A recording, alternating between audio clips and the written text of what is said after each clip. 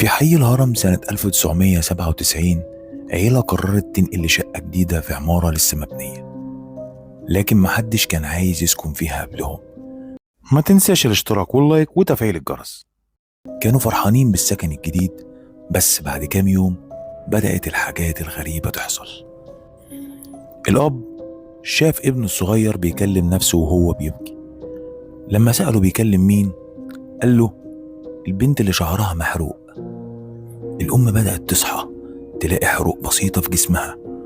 افتكروا في الأول إنها حاجة من الفرن أو شغل البيت، لكن لما الحروق بقت تتكرر كل يوم في نفس المكان بدأوا يشكوا.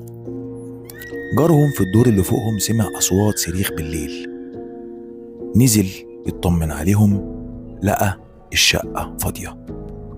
رجع يلاقي مراته بتنزف من غير سبب واضح، وبعدها بكام يوم سابوا البيت وسافروا.